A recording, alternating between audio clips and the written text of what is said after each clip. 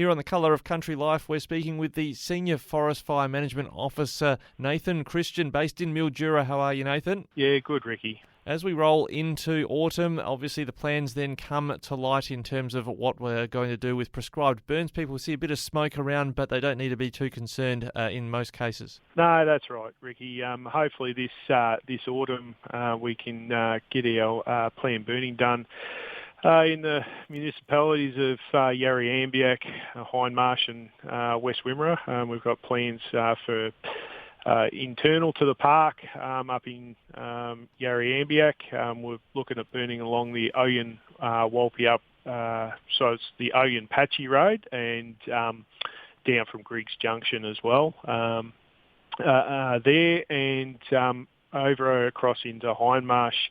We're going to continue on our boundary work that we started from Bulligal going down to Birdcage Reserve. We're actually going to keep going and go behind Herman's Hill and keep going along the southern boundary of the State Forest.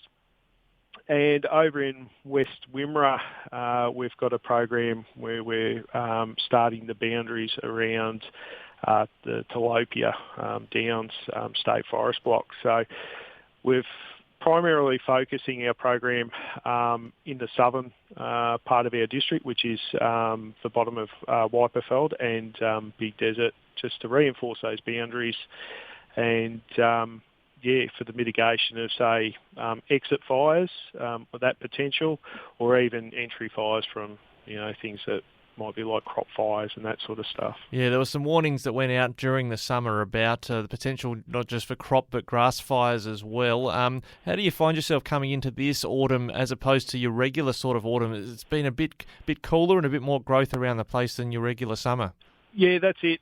So this season's going to be a difficult season for us. It being a wetter than normal summer, the additional growth once we get to this point isn't too much of a worry for us in terms of fire. However, having the cycle of weather that we've got means that finding a window of opportunity is all the more the harder. Currently, we've got, as you can well aware, we've got the weather pattern over off the east coast, which is causing all that rain and flooding over in New South Wales and Queensland.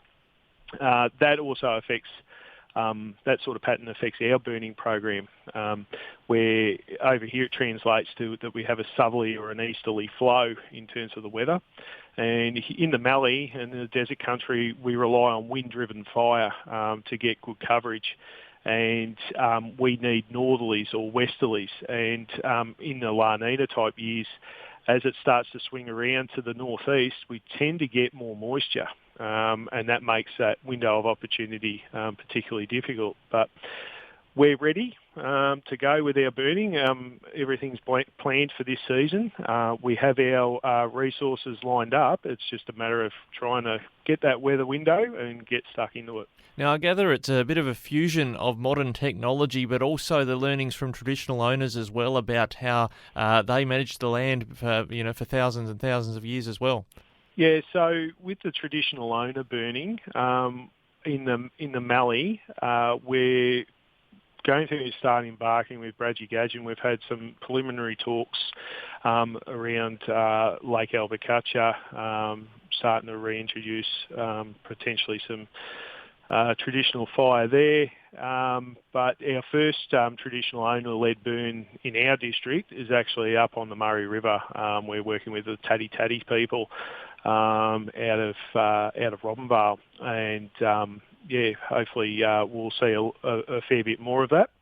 However, basically our strategy in the Mallee is born out of the mitigation of big bushfires, and that has come from, I suppose, we've been pretty good at excluding for over a century fire from the landscape, and not recognising its role in the ecology. And it's been in the last 30, 40 years that knowledge has been built up, and a recognition that we need that fire out there for the different flora to become abundant, and also the fauna.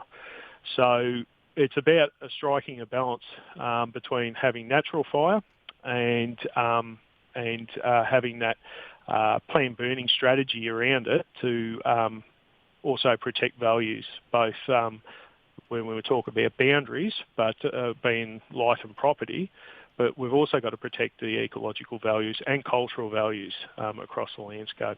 Now, if people see smoke, is it advisable they check the website for planned burns first before panicking too much? Yeah, absolutely. Check the website, and also the Emergency Vic app will also have that information on there as well. So, when you see a fire out in the national park this time of year, it will most likely be planned burning. All right, Nathan, thanks very much for joining us and updating us as we head into the autumn planned burn season. Much appreciated. No worries. Thank you.